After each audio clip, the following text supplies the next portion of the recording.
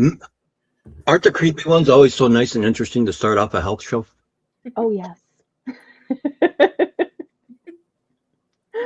Well, you got people tuning in tonight. People are looking forward to this. Maybe there's people already, as Mel politely put it, fail in February. Joey's in here. Where'd Joey go?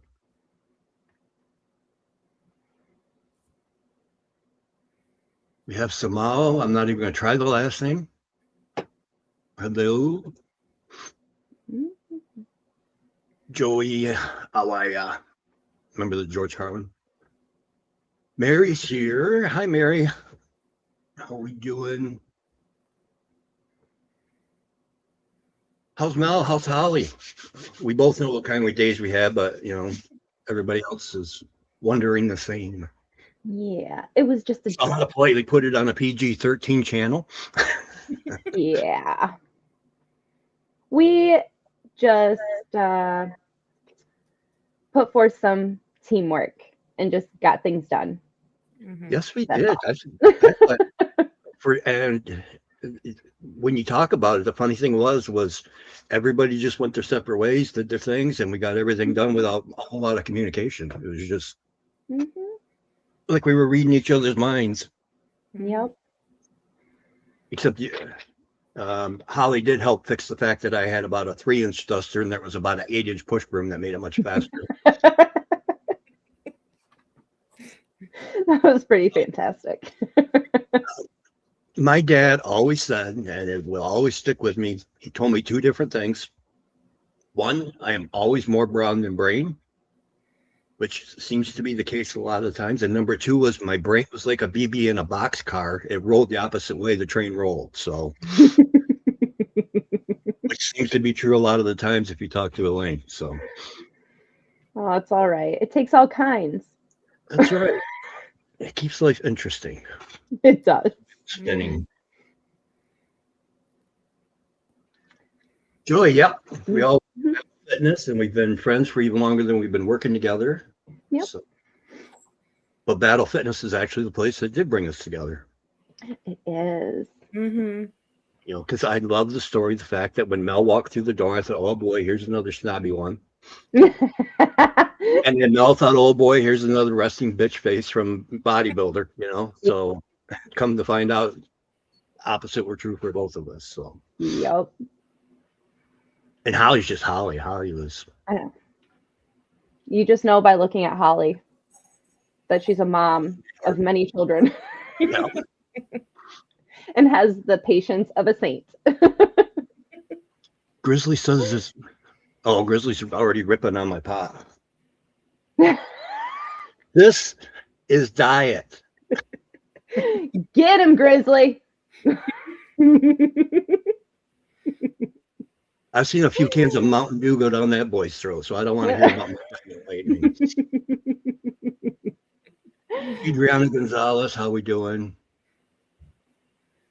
Joey, yeah, it's very cool. This has been a lot of fun for me because it's nice being able to work off people that we got 3 different viewpoints. So, and we can all have a discussion instead of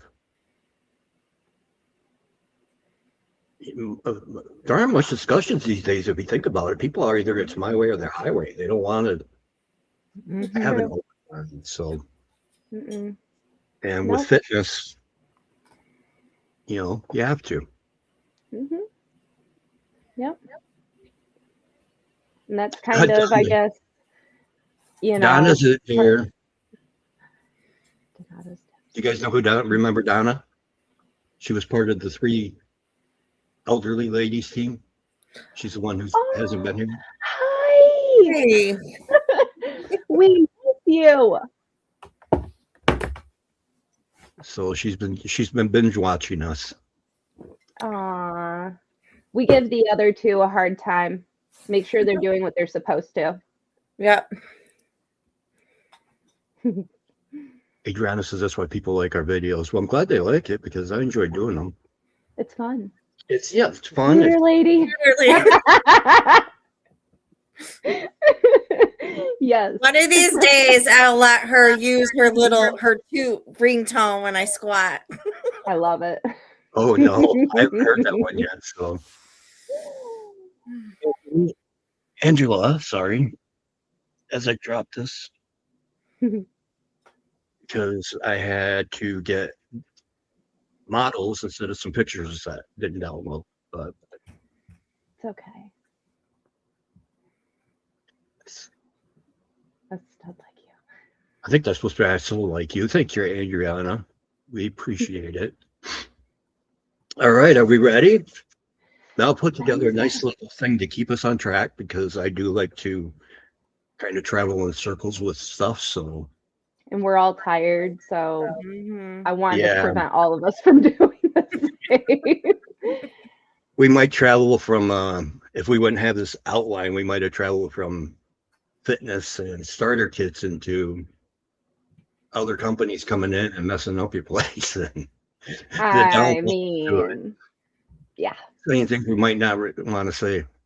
Yeah. 6'7", bro. I'm only 6 foot, barely. So I think we're missing an age group for that to make any sense. oh, that's right. There is something to that. And I think I Mhm. just I don't think it's YouTube appropriate if I remember right. Oops. It might not be. I don't know, to be honest. I I try to don't keep get track it. of the Gen Z stuff, but I don't understand half of it. And I most of don't the get stuff it. they find funny, I don't get You know, either. there's a young YouTuber I talked about is going to come on once everything settles down with his house. He Yeah. said that. He said, I can't believe I read that out loud. I am so sorry. I'm like, Oh, what is he talking about? yeah. So people are laughing and we don't know what it is. Donna. That's okay. Yep. I will stay ignorant. It might be one of those things we're better off not knowing. Might be. Mhm. So But on the shall we outline, start it into it? let's go. Why people fail by February? Because they want the easy fix. They want the overnight. Social And they media don't see plays the into a lot results. of that too. Yeah. Mhm. Like that one lady you were talking about, I think a couple episodes ago, in social media, they make you think that you can have all these instant results in 4 weeks. Mhm. That's not possible. It's not a thing. Consistency is key. And with consistency comes time. Mhm. Yeah, and even elderly people that have, I say elderly, I'm talking my age. Um, Not quite, but okay. well, 55 now, so I'm up there. Yeah. But I had a friend who was on Biggest Loser. Well, she's season 11, I think she came in third place. Oh, wow. But people see those shows, which Mhm. now we find out what was really behind them. Losing 10 pounds, 15 pounds a week, and then when they only see maybe 5 the first week and 1 or 2 the second week. Mm-hmm. By the end of February, they've lost 8 pounds, which is great. Yeah. But according to social media and TV, oh, Mm-hmm. that's nothing. You should have lost 20 by then. So I think they get discouraged with Mm-hmm. part of that. If you're doing it right, you shouldn't be dropping that much weight that fast. That's all I'm going to say. If you're dropping weight that fast, you are not, nutritionally speaking, you are making yourself sick. Yeah, I've been down on that road several times.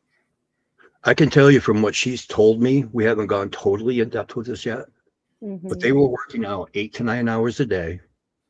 Holy Another 2 or 3 hours of cardio on top of that and eating less than 1,000 calories. Wow. Nope. And they were doing that 7 days a week. Yeah. Even if you're eating 1,000 calories a day, not working out and just existing, I've been there, done that. You feel like garbage. Yeah. It's not healthy, especially for a female. The things it does to your hormones, it's not good. It's not worth it. It's not sustainable. And that's what you're looking for, is sustainability.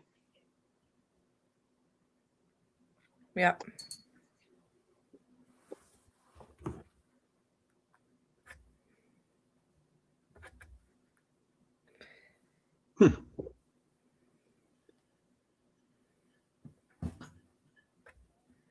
Guy is? Wow. No, actually, I'm stone cold sober this time. Chat's going to be lively tonight. So I'm thinking so. the other ones just don't get replayed. That's okay.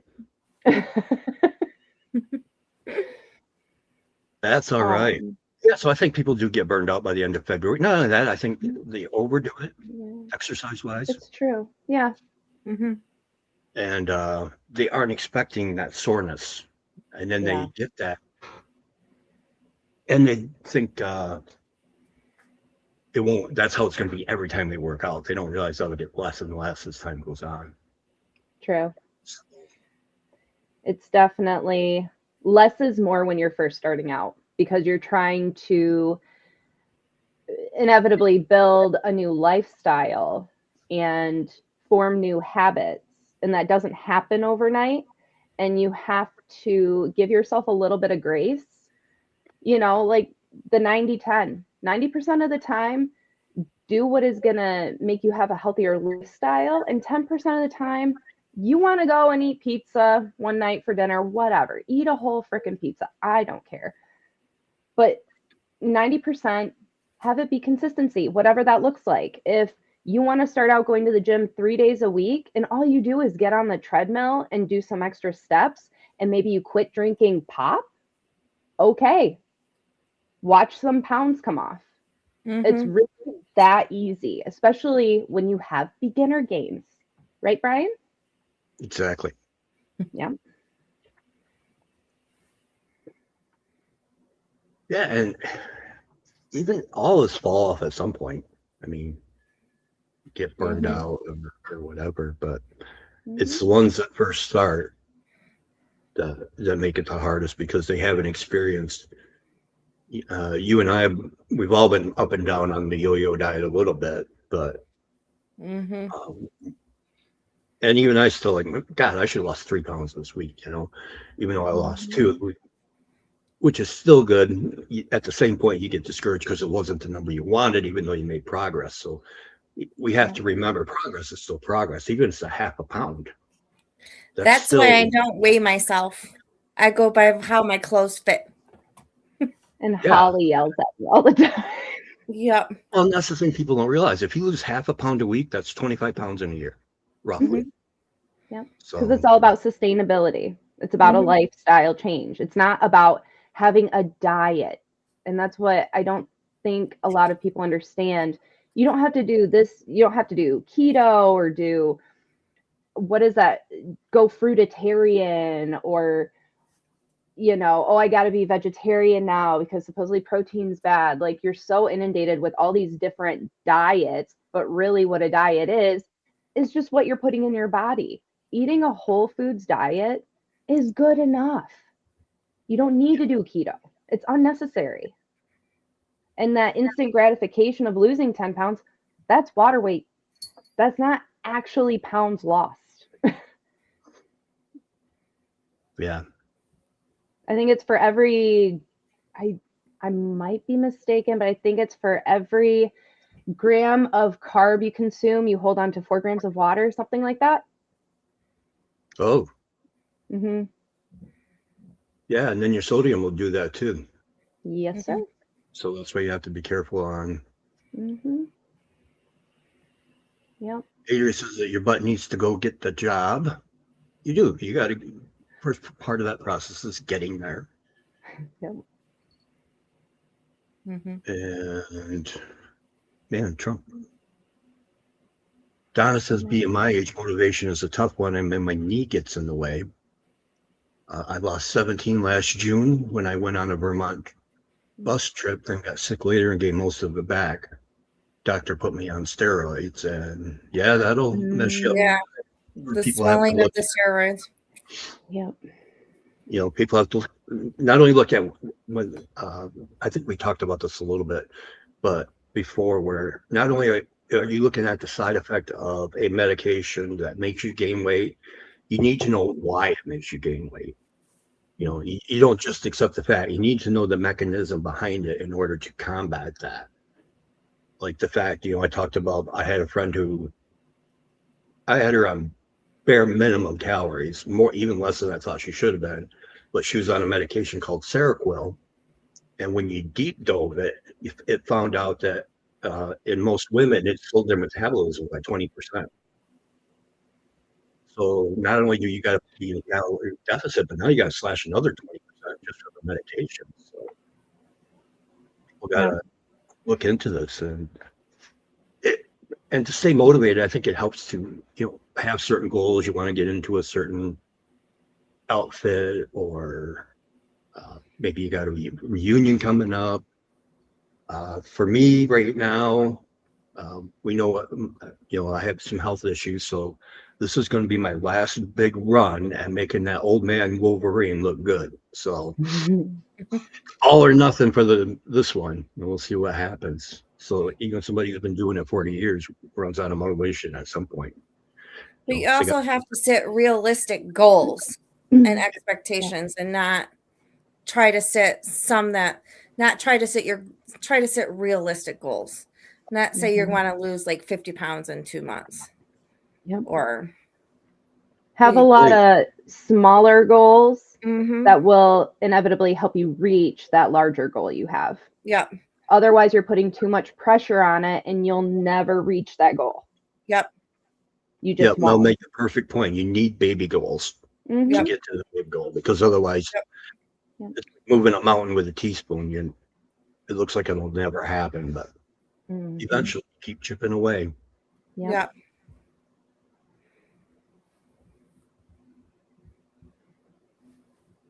Clap if we love Jesus.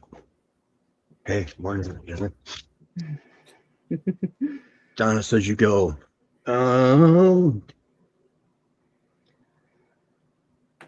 Where we're going to next? The home base, the environment. That is important, because that environment can unmotivate you as well. Yes. Especially if you go to the gym at the wrong time of the day and it's your first time walking into a gym and it's the 5 o'clock rush. Yeah.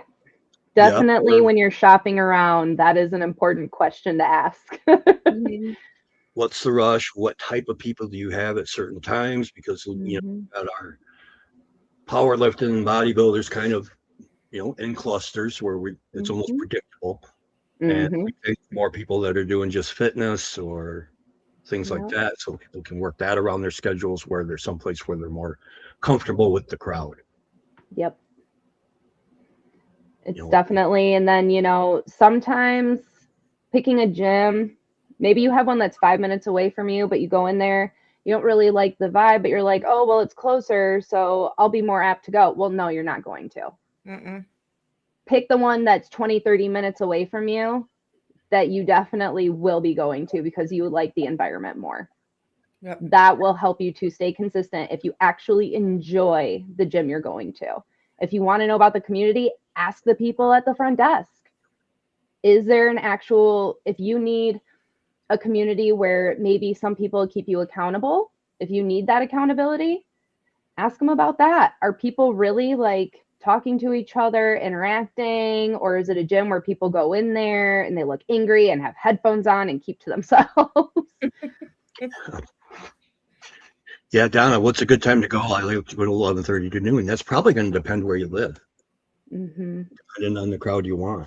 I mean, we have at our gym 11:30 to noon isn't bad right now. I mean, 2 o'clock seems to be a little bit more quiet even. Yep. And then when you start hitting at 5 o'clock after work, kids are out of school. It's about 4 o'clock it starts to get busy. Yep. Yeah. So that's when, if you like people and that kind of thing, then, that's great. But at our place, it's probably between 6 and 8 when you get the big boys in. The big boys and the younger kids on a lot of gear. Yeah. Yeah. That like to look at themselves in the mirror and they're louder. Yeah. Yep. And the morning crowd seems to be more, if you're an early morning person, and for a lot of people that works great. You get up before work, you got your workout out of the way. Yep. Yeah. Everyone's usually quiet. They don't talk to you because they're still half asleep, just try to get their stuff done and leave. It was amazing this morning. There's maybe 3 people at 5:27. So wow. Yeah. Yeah, Donna lives a couple blocks away up in town. Oh, I didn't know you lived that close. Donna, what you are doing right now is giving us reasons where I'm going to send Mel and Holly your I know. Facebook, and we may come and drag you to the gym between 11:30 and 12. Now that we know you like that time. So, and another thing to ask is, something we don't offer, but is like, do they have a couple day passes or like a week pass? Mm-hmm. And then just go try it at a couple different times. See, what time's going to work for you and the crowd that's in there. Mm-hmm. Because it's like trying before you buy. Memberships aren't necessarily cheap. So getting a feel for it before you drop that amount of money. If you want to get a year membership, maybe you only want to do monthly. Yeah. Whatever you need to, hold yourself accountable. Most gyms offer it. And then maybe see if they do a free training for if you sign up, or even just commit to maybe one session. So then if you have any questions, if you don't know how to use any of the equipment, then maybe you can have them, show you or give you ideas, or just so you feel more comfortable when you go in on machines or stretch or whatever your goals are, if you want to lift and you never lifted before. That's a really good idea. Mm-hmm. And I used to say, up until maybe 2 years ago, I tell people, I said, you know what? There is so much information on YouTube now, watch a few videos, but now there is so much misinformation that I don't do that anymore. Nope. I tell people, get with a trainer, and do maybe 3 or 4, depending on how the trainer does their sessions. Like if I sell 10 sessions, I'll tell somebody that they're not in the best financial position to do that for a long time. I'll tell them, hey, why don't we do 3 or 4? Just make sure you got your form down. You do that routine for a while, and then either you quit making progress or you get bored. Then use another session and do another workout. Then those 10 sessions could last, 6 months to a year. Yeah. And keep you motivated, because that workout can change. Yeah. Right. And then you can also have the trainer, or if they're good in nutrition, they can keep you accountable for your nutrition as well, if that's something you're interested in. Yeah. So you can get a wide variety of getting the motivation and the accountability. For me, it's accountability. That's why I hire a coach. Accountability every week. And for me, I just apparently am a masochist, and yeah, just is what it is. I program all my own stuff and do my own nutrition, and then I complain about it. But the thing is, up until probably 2010, maybe, all the bodybuilders and everybody else were doing their own research. They didn't have coaches. No, they were figuring this stuff out, which kind of cracks me up, because you had bodybuilders doing all this stuff in the 70s, 80s, and 90s, and now all the research is coming out to find out that what they were doing was right. Which, I'm sorry, if you couldn't tell because their arms are 22 inches, that what they're doing was right. Besides,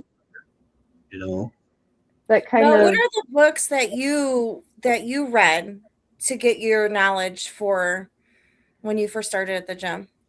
I got Arnold's book. I read the whole thing from front to back when I realized what social media has confused people about. There's no difference between men and women. You work out the same. It does not matter. So I read Arnold's book from the front to back, and his best friend, I can't remember his first. Yes, Franco Colombo. Read his nutrition book. Simple. It was so simple, to the point. And that's where I learned about the difference between raw and cooked protein and how all those measurements worked. I mean, they both pretty much went by like the standard of keep it simple, stupid, is how I put it. Because there's no reason you need to be doing all this silly crap on cables. This is what baffles me. People do the silliest stuff on cables. You don't need to do that. You don't need a leg workout that has 20 different exercises in it. You can have 4 or 5 staple leg exercises and see results. You don't have to do all this weird stuff you see on Instagram. Yep. It's so bizarre to me. Yep. Yeah, and you get that base down, and eventually you start expanding it. But you could take one workout and use it your entire lifting career and make progress. Mm-hmm. You know, it's a matter of just adding a new stimulus, whether it's half a pound here, an extra rep there. I got to throw a shout out to Mel though right now while I'm thinking about this, because oh god, what do I do? No, this was about talking about single leg exercises. Oh. And I watched a video last night, and they put it into terms I understood, because I understood about arms. You know, I understand about imbalances. Mm-hmm. But what I didn't understand were legs are a totally separate topic, especially when it comes to an imbalance. Mm-hmm. Because where you can pull a little harder with your left arm to get the curl up, what's going to happen when you're doing the squat, if you got an imbalance, is that leg's not going to push harder. The other one's going to fire less. Mm-hmm. So you're actually taking away from that workout, because you're not pushing either one of your legs really to failure, because you try to maintain a balance on the way up.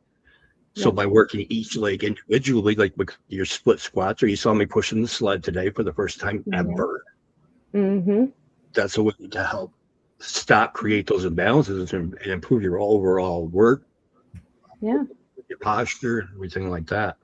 Mm-hmm. So shout out to Mel there. And that's one of those things that can keep you motivated too, is throw new exercise in. Yep. Yeah. Find out that you put 40 years into something, and find out you were wrong, that unilateral leg exercises are a very good thing. You know? Yeah, they're horrible. Don't get me wrong. They're horrible. Bulgarians, the box step ups they're horrible, because when you get done with one leg, you're like, oh, I have 2. Yeah. It's not fun. I did Bulgarians this morning, and I was gonna die afterwards. Because I did deadlifts before that. But I know that in all the science of my workout that my coach has me do, I know there's a purpose for them. Yeah. So I have to do them. Absolutely. Well, I took us a little off track there, so I'll apologize for that one. But that's okay.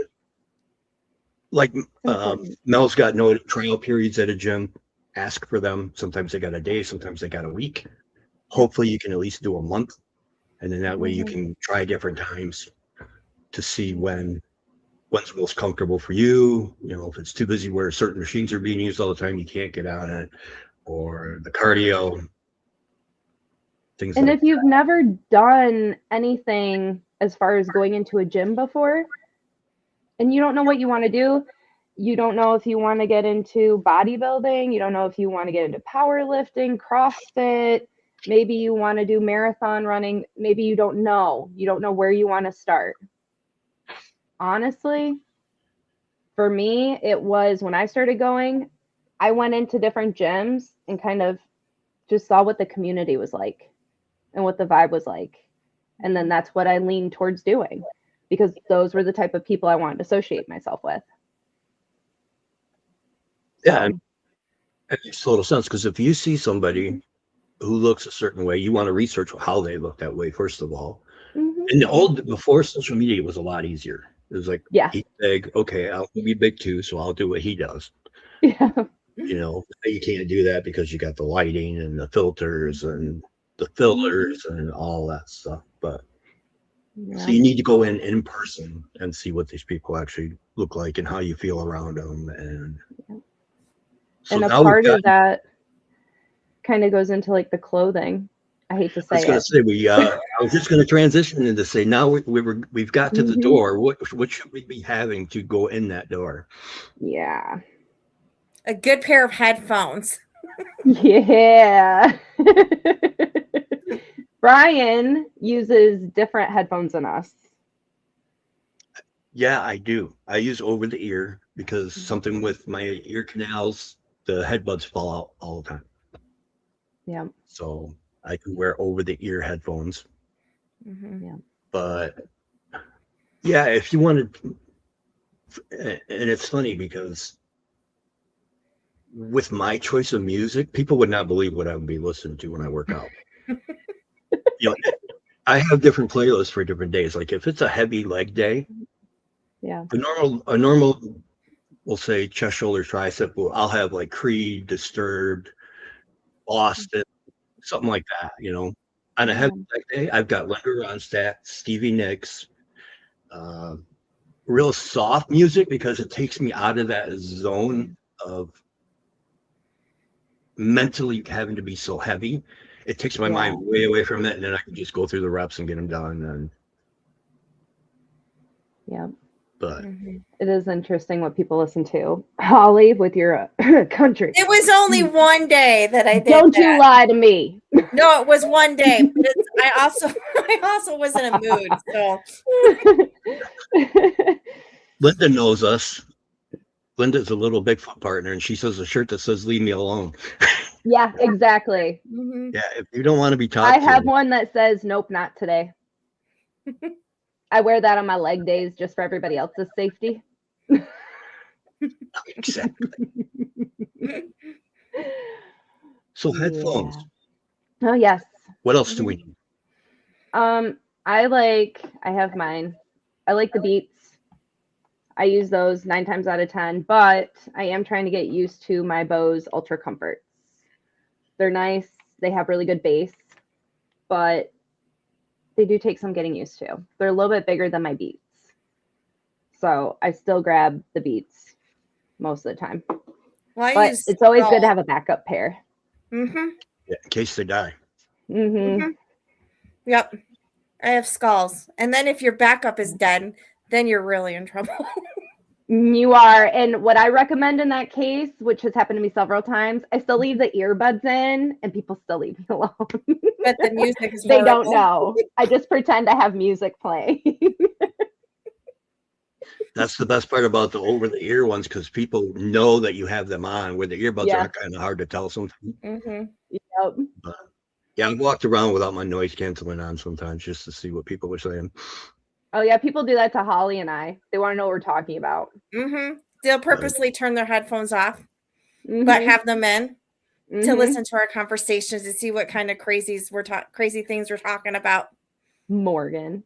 Sometimes when Shania is there, and I'm saying this because I know he is watching this, I will turn my music off so I can hear him sing while he runs on the treadmill. Mm-hmm. It's like my favorite thing ever. But he's got a really good voice, so it makes my day. Yep. Now, for me, for the absolute beginner, that's all you need, basically. Yep. A good pair of shoes too. Oh yeah, shoes. Indoor shoes. You do need those when you walk in the door.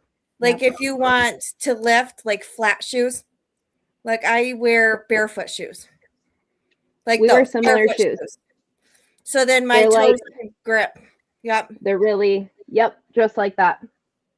Because your toes can grip the ground, and you can push through your heels a lot easier than having regular shoes, like running shoes. And they're really grippy on the bottom. So that helps even more. And I have insulation on the bottom of my shoe. You guys, you see the insulation? Gee, I wonder why. Yeah. My advice, and this is just my opinion, if you guys differ, you can say so as well, but I don't like to see people wear running shoes lifting weights. No. Because of the minimum. I've seen guys remember when Nike Air Shocks were a big thing? I've literally seen people blow those Air Shocks out on a leg press. Yep. Then they walk around something like they're farting through the whole gym. But leave the marshmallowy shoes for running, for your running, if you're doing the stair climber, for your cardio. Yes. Do not use that stuff for lifting. Mm-mm. You will hurt yourself, and you may create some impingements too when you're lifting. Mm-hmm. So, And then squat shoes. Holly and I have these too. Yep. And these are affordable. Those last ones, I think, aren't they like $20 a pair on Amazon? I don't know, because I bought mine like 7 years ago. Okay. I think I only spent like maybe $20 most on those. And then these ones, these were cheap too, like $60, I think, maybe at the most. I think I got them on sale though during Black Friday, but yeah. No, my barefoot shoes were like 40. The ones that I have, mine are different than yours, but Yep. And I don't know how much my lifting shoes were. We should talk to people about wearing wide shoes rather than the ones that really just squish your feet. Oh, the your feet aren't supposed to be squished. Your toes will go, instead of like they go like that. And it's easier to grip the floor. Yep. And it's not natural to have your feet that squished. Yes. Those look so comfy. Now the thing with them is, and my recommendation is, do not spend a ton of money on gym wear until you know you're going to make it a habit. Don't buy it. My shoes were $200. That's the highest I've ever paid. Even my normal wearing, I try to buy the Skechers for $79. Yeah. I paid $200 because I have a big feet. I was size 15. But these shoes are so comfortable, and it doesn't matter if I'm leg pressing, and I only wear them on leg days. Because I have feet issues where I had my foot shattered and broken in 17 places and 3 toes fused. So these shoes make up for it. And it was a big investment, but I'm glad I did it because, like I said, they've lasted me over 4 years at this point. Yeah. But get a comfortable pair of shoes to wear to begin with. And then once you decide where you're going to go, like these would be great for Automix has been around forever. They've got squat shoes, deadlifting, the whole 9 yards. Then looking to spend a little money if you're going to do it. Otherwise, it's a specialty shoe. You're not going to wear it anywhere else. You just blew $200 sitting in your closet as like the first pair of Air Jordans or something. Yep. You don't need to spend a lot of money to get started. And I do think people, you get lots of advertises on social media about, buy Gymshark, or buy Buff Bunny, or buy this, buy that. Why? I buy $5 shirts off Shein. I don't care.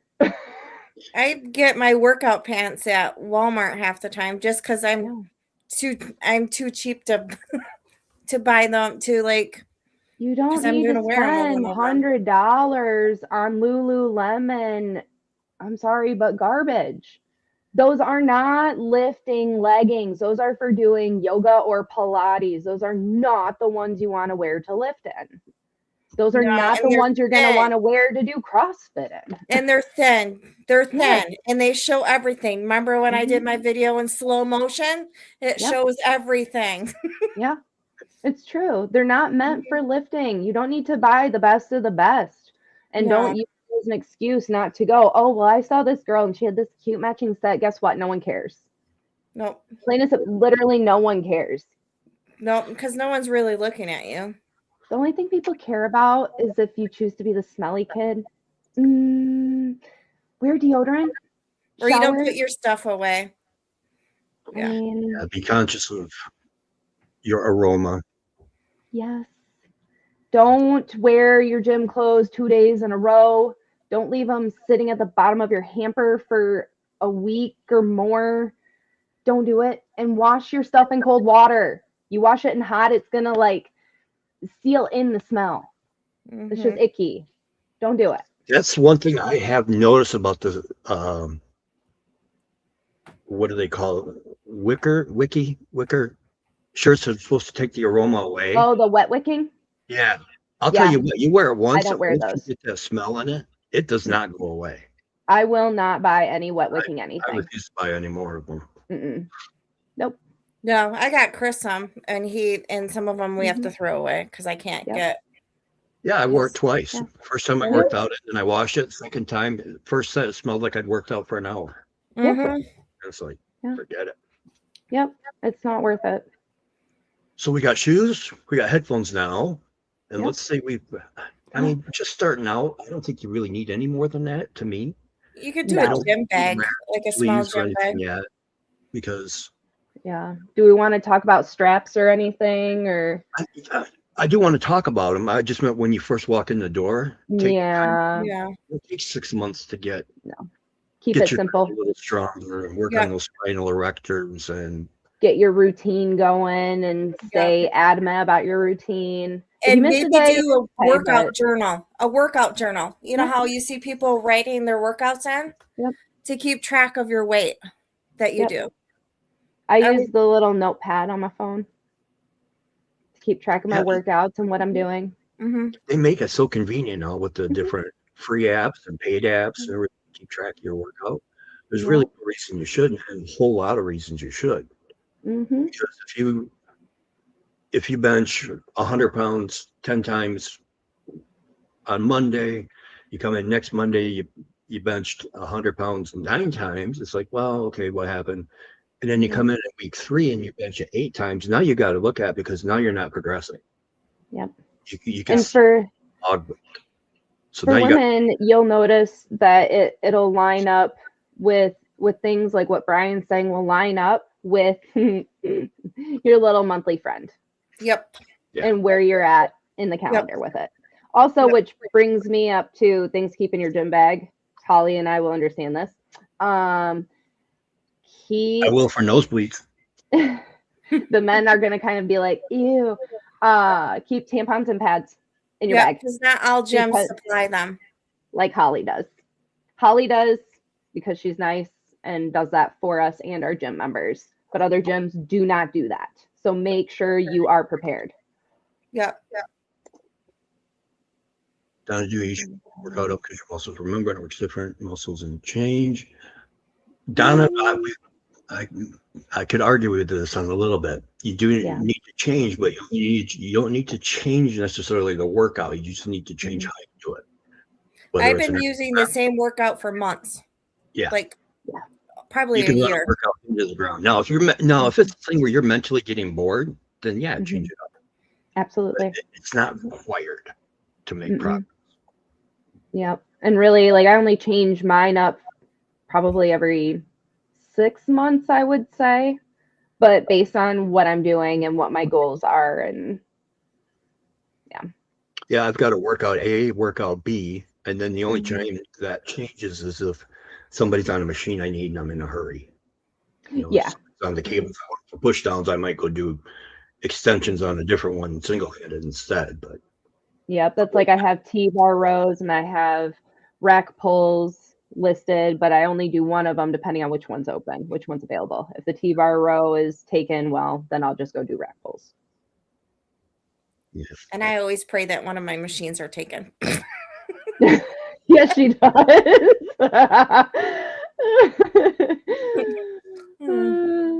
That's good. Now the next things, I want to make sure I'm not skipping around Mel's list because she put a lot of work into this.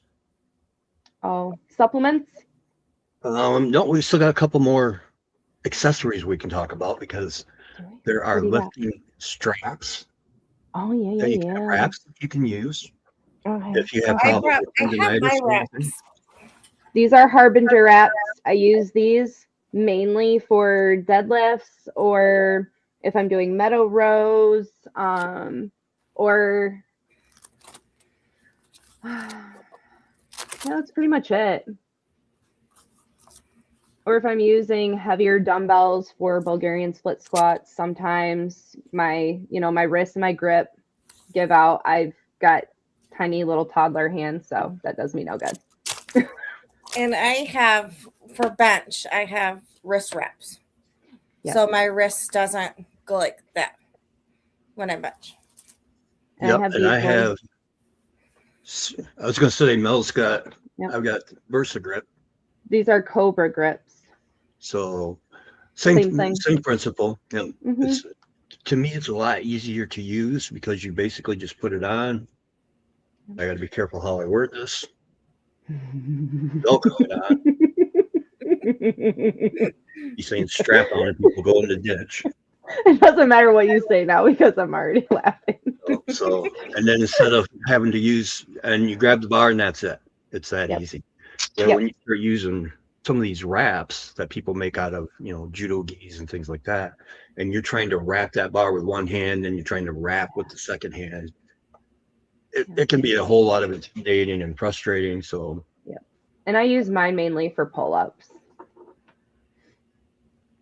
yeah, I have a And then- huge issue with tendonitis with my left hand, so I wrap everything when I any type of pull movement. And then you have these for your ankles. You want to do kickbacks, Oh yeah. activate your glutes, warm them up before you have yourself a leg day if you want to. I don't always. And Bands. I use this for a lot of different things. I use them when I'm doing hip thrusts because I get more glute activation. I use them for leg presses because, again, you get a bigger bang for your buck. Yeah. I don't do the silly things where you put it around your legs and then you do side steps on the turf. I don't do that. I don't see a point in it. You're already stretching before you work out. That's just my opinion. And that's like for knees, people can do, let's see if I got the right pictures.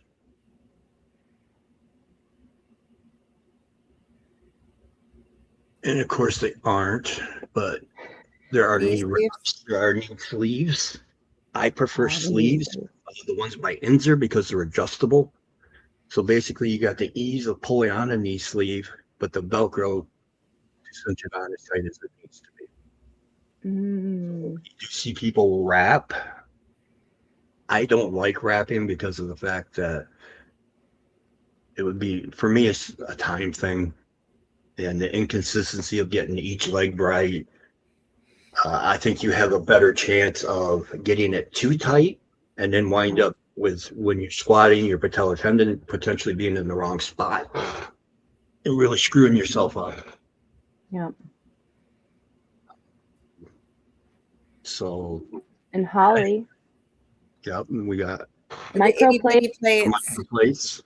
Yep, 1.5. Yep, I have 1s, 3/4, halves, and then 1/4. Just to push past plateaus when you're benching or squatting. Even deadlifts, I suppose. I never use them for deadlifts, but. Yep. No, one of my favorite bodybuilders, Jordan Peters, he puts them on a leg press. I mean, the guy's over 2,000 pounds, but he'll put that half kilo on there. Really? Yep. Oh, that's interesting. Because it still adds up in the workload. That's true. That is true. Every little bit counts. Yep. And weight belts is where things can get really tricky. Holli's got a real power lifter one. I don't know if my belt, if I can show my belt. It's got a swear word in it. Right, here's mine. There you go. Yeah, and show them how thick it is. If the swear word shows, I apologize. I have to get it unstrapped though. Well, see, and then this is where you got to consider what level you're going to go to. Yep. Because you could get like a simple rogue belt. Yeah. Whereas mine, I mainly was using a nylon one, like a nylon canvasy material, super thin. A lot of CrossFitters use this. I recently, because I'm moving up in numbers, got one, they call it a hybrid. So it still has the nylon-y material on the actual part that you buckle, but it's like this interesting leathery kind of feel. So it's more stiff. It's not like Holli's though. Holli's is power lifter. And when I was looking into it, because I go beltless, but I'm not moving the numbers you guys are either. So, but cost. I mean, what did your first belt cost? No. I think mine was around 50-ish, 40, 50-ish. Yeah. Now, when we start talking about moving up into competition, what did Holli's cost? Mine was special custom made. I had it Yep. custom made with, and so it was between three. I think it was probably like, it was on sale, so I think it was like $350. Yeah, that was, I found a belt. Let's see.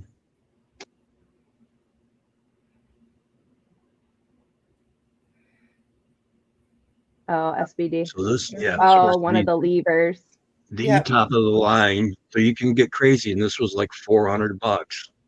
Mine's a Pioneer belt. So mine is actually, it's like custom leather, and then they actually embroider it there, and you pick out you take a picture from your camera roll and they'll embroider it on your. That's how I got my bee for my beekeeping. See? Oh. And then my swear words in the inside of it. So what I try to tell people is you don't need to buy the very best on the market because your numbers might. That's like the Versa grips start at 25, and I think I paid 55 for mine, but they go up to 195 for the powerlifting. Mm-hmm. See, and I think that's something that people should keep in perspective. Like you're saying, Brian, it's when you're first starting out, you shouldn't be using any of this other than getting a proper pair of shoes. You should not be using any of this stuff. It's unnecessary. You haven't even tapped into your beginner gains yet. You shouldn't be using straps to do RDLs or a belt to do squats. That's just going to do you a disservice in the long run. Like, well, I didn't use a belt until 2 years ago, and I've been powerlifting for like 6 years. Yep.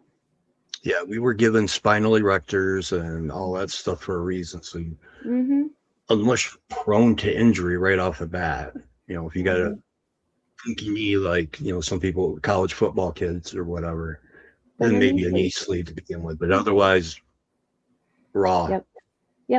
You have to build that inner belt. Yep.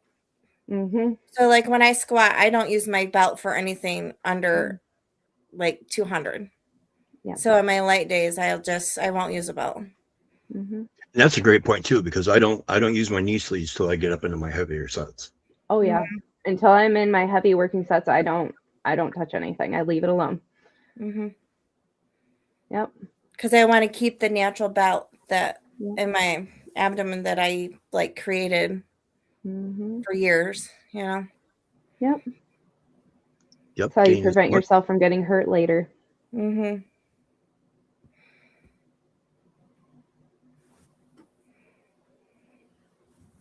Light days. Do you use pads? I don't. Oh, never mind. I don't. Just because, depending on what you're doing. Yep. Most women definitely, especially if you are weightlifting, if you're deadlifting, squatting, that's definitely the way you want to go. Otherwise, messy is the word I will use. Well, a doula told me at my meet, you put one of those in when you're lifting heavy. It'll help hold like your uterus up and everything up. So then it's the likelihood of peeing when you're lifting heavy with the grunt, the force, it'll help. Yep. So I'm just going to read this one. How do you deal with aroma when squatting that time? I'll just put it up.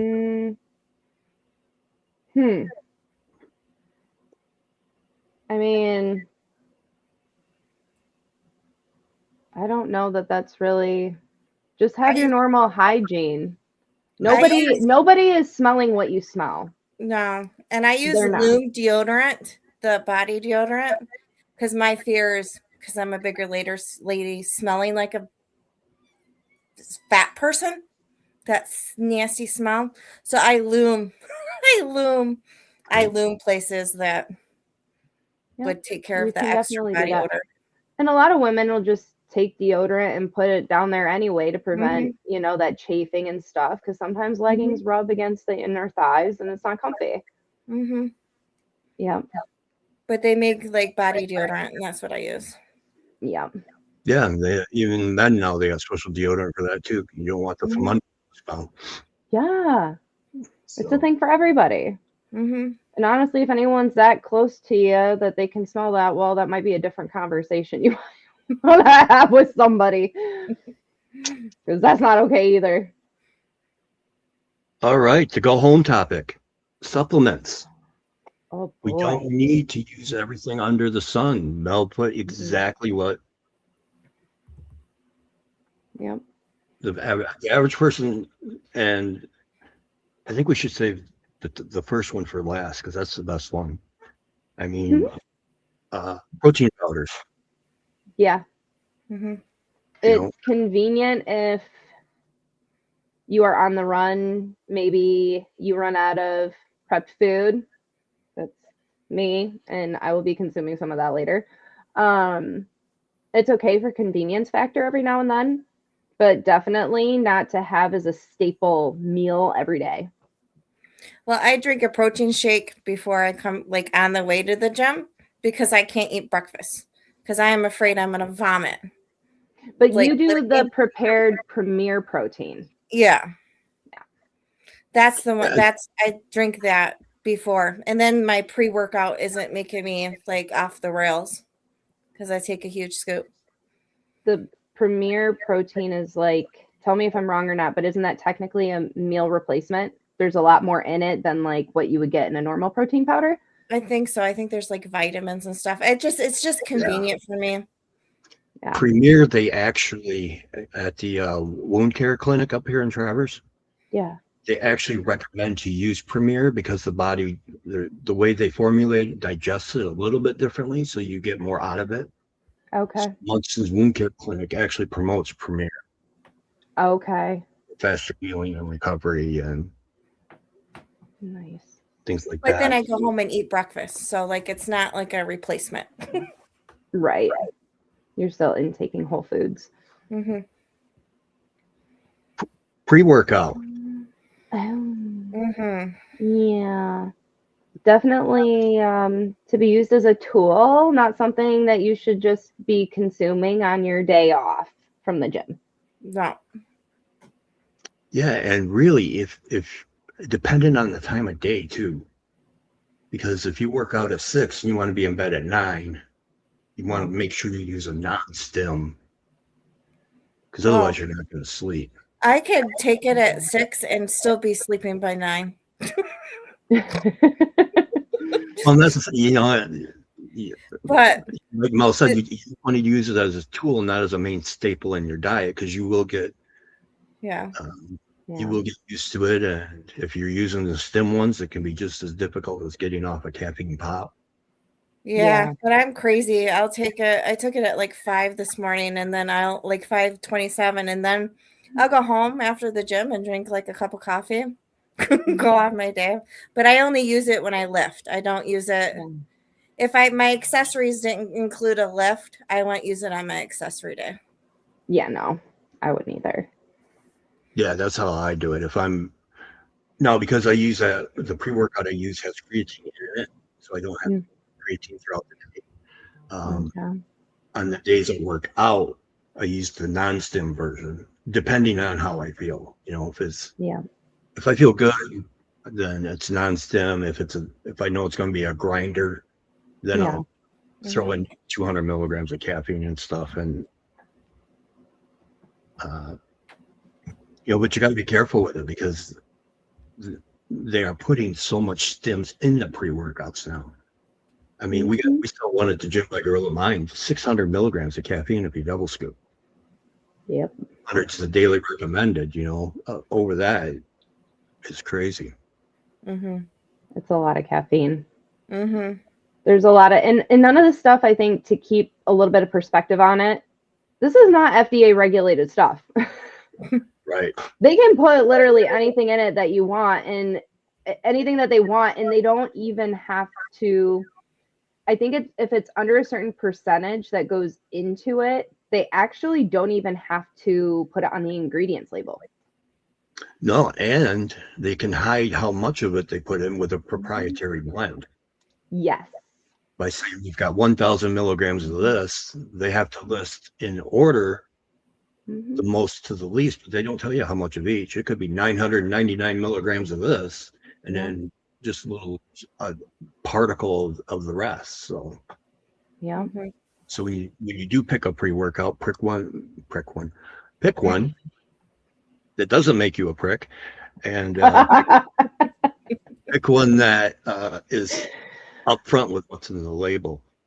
Is My the red favorite one one?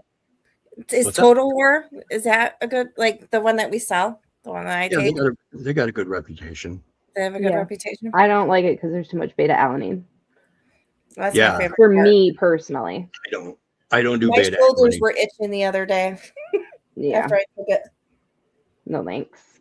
To me, with the beta alanine, the fact that you have to have 3,500 milligrams per day for 30 days to get a 1% increase in cardio, not worth it. No.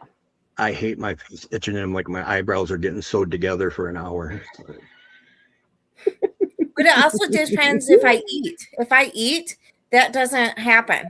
If I don't eat, it's like it happens. It's like 10 times worse. It's crazy. That's what I found. Yep. The best one for last, the one everybody should be taking, regardless if you're working out or not, is creatine monohydrate. Yes. Because it's, for people who don't know, it actually comes from red meat, but with the dose that they have it, in order to get the 5 grams that's average for people that need it, you would have to eat 2.5 pounds of red meat to get that same dose. So by making it in the powder form, you get the benefits of it without having to consume half a cow. Yep. And the benefits are just so much. And the reason why I tell people that they're recommending it to people that don't even work out now because of the the effects on the brain as far as cognitive and prevention of Alzheimer's and prevention of dementia and just overall brain health is still coming to light. Yeah. It's not even touching your workout benefits. I do think the one side of it that people do need to know, you get these people on TikTok and Instagram talking about you take creatine, you're going to turn into a beast. You look like the Hulk. That's not true. That is not true. I don't care how much creatine you cycle. That is not true. If only. Drives me nuts. Yeah. No. Such a lie. And that kind of goes along with the marketing traps that they lead you into all the time with the BCAs, the ECAs, the fat burners, test boosters, testosterone. Yeah. I've had enough of all of it. And no, you don't need all of that when you first start out in the gym. No, you don't even need any of that crap later. No, your protein powder. Yep. As a tool when needed. Yep. Pre-workout as a tool when needed. Creatine, I think, is just essential for anybody. They should be taking it. It's cheap now. Yep. Don't fall for the trap of specialized creatine with the 3 different types or 5 different types. Creatine monohydrate, straight out the gate. Yep. I personally recommend first form. It's never upset my stomach. I've taken others that almost tasted like battery acid, and they wrecked my stomach. Yeah, and so quality. And at least now they tell you don't have to load it because you'll get that saturation dose at the end of 30 days anyway. Mm-hmm. So you're not wasting a bunch of money. I mean, back in the day when this came out, yes, I'm that old, Phosphagen by EAS, they were telling you to load it, so you were taking 5 doses a day. And you want to talk about gut problems? Do you guys remember the old parachute pants that had pockets all over? Yeah. Yeah. Greg Valentino, a bodybuilder, used to carry a roll of toilet paper in the bottom right pocket because you never knew when that creatine bubble was going to hit. No. You have to run around somewhere and hopefully not get caught with your pants down wiping. Wow. No thanks. And it was $79.99 for a 30 serving creatine. You know, now for 100 servings, I think we saw it for what, 39, 36? It's 30, it's $32.99. I think it's $32.99. That sounds right. Yeah. So in order to do it back then, the way they were recommending it, you were spending over $150 your first month. So dumb. Donna, how much protein do you need daily? About 0.8 grams per pound of body weight. Bingo. If you're like Brian or Holly and I, a gram per pound of body weight.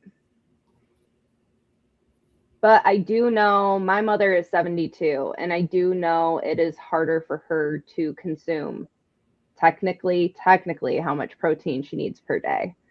So based on your body weight, I mean, my mother's probably 135 pounds maybe, and she gets maybe 100 grams of protein per day. And with her energy expenditure, it suffices for her. But she eats a whole food diet too, so that matters. Yeah, and there's a reason why, in my opinion, BCAAs are garbage, because they call it the other one EAA, essential amino acids, because you need all 9 of them for you to complete protein synthesis. Mm-hmm. BCAAs have 3, so you've got all the extra, amino acids, but you don't have everything to complete protein synthesis. So that's when you stick with your EAAs, and your whole food has whole proteins. Yep, this is true. So, should we wrap it up with discipline versus motivation? Sure. Just because we're over the hour mark, I didn't know how far you wanted to go. Yeah, well, we'll take it home right here. Okay. So, for you two, one of y'all, discipline or motivation? Which do you? I think we need with the New Year's, keeping people motivated, because they kind of run a little bit in the same discipline to get there, but you need that motivation to keep the discipline, right? Am I saying that right? Everybody feels a certain way about it. Mm-hmm. I don't believe in motivation. For me, it's discipline. If you're trying to change the mindset of I'm trying to get fit to I'm a person who's choosing to take care of my health, that is definitely discipline based. You're trying to make a lifestyle change. It has to be discipline because you're trying to form habits. Motivation is like a feeling for me, and that's fleeting, because how many times do I go in the gym and I complain to you, Holly, about, oh, I really don't want to do this, but I do it. Why? Because it's a part of my routine. Right. It's in discipline for me too. Like I have it scheduled in. Like I have a routine. Mm-hmm. So I'll get up, I'll get my kids off to help get the kids off to school. I'm getting ready and I go right to the gym. Yep. So it's discipline because I know I have to do it, because if I don't, then I am so grouchy and I don't feel good. And then I know for me, if I miss a day or two, and then that day and two will turn into a week. Yep. And then I will wake up sore and hurt, like I feel old. Yep. I'd rather wake up and be sore from something I did to myself than my body automatically being sore. Personally, I feel like people get motivation confused with accountability. Mm-hmm. So where people are looking for motivation is for somebody to sit there and be like, okay, let's get this done, blah, blah. That's a form of accountability. You want somebody to hold you accountable for showing up. And that's why things like boot camp are great, or having a trainer is fantastic, because it creates that accountability that you're looking for.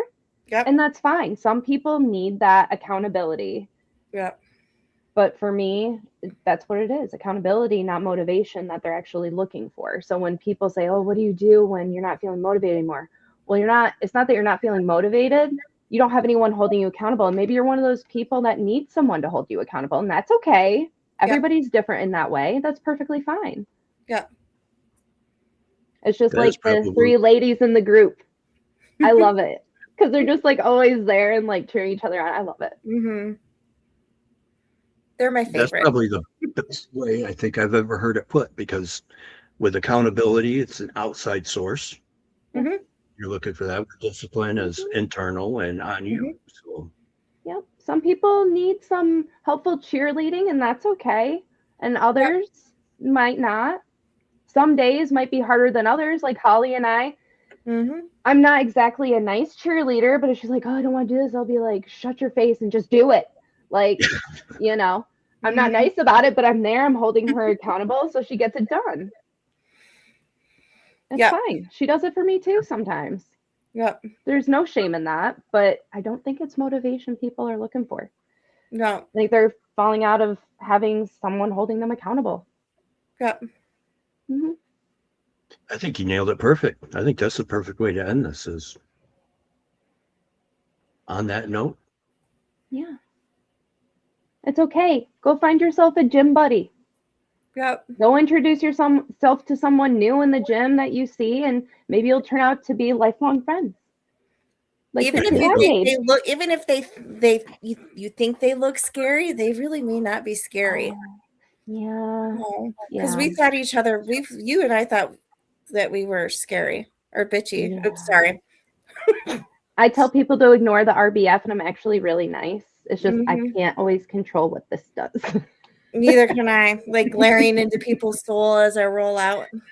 Yeah. So no, I get it. Yep. Find yourself, and then hold each other accountable. Message each other and say, "What time are you going to the gym?" I don't know. That's what we would do. That's what we do. Yep. We'll message the night before so we can sort of come around the same time. Yep. And that's why you gotta find your community. And then you'll want to keep coming back. Yep. So. And it's okay to work out by yourself. Oh, Brian. I'm going to make him wear a hat next time. You know what? Does he have one? Oh, I'm going to die. I may just pass away if he puts a Santa hat on. I did have one. I found my shoes. Oh, no. See, look, size 15 doesn't even fit on the camera. Yeah, your shoes, I swear. Mm-hmm. Val and I were talking about your shoes. I do have a picture now of Santa with muscles. I had a Santa hat on. Oh, for crying out loud. All right. You know what? We go together in order for it to work. I think we're done. Are we? For tonight. Okay. Because we told people what they need to do, what they should be prepared for. Yeah. How to prepare. Yeah. And don't stress it. Just go in, try and have fun, and you'll keep coming back for more. Yep. Yeah. And try to leave outside life outside, get in the gym and just focus on you and get in the zone. Get in the zone.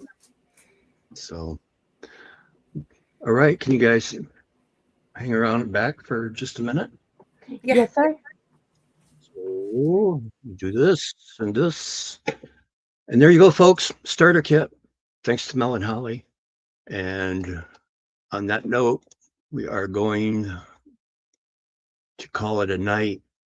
And from coast to coast, around the world, as they say on here, have a great night, have a great weekend. And I will see you in about 50 minutes for a movie review of American Sasquatch. So Bigfoot night as well as health night. We will talk to you soon.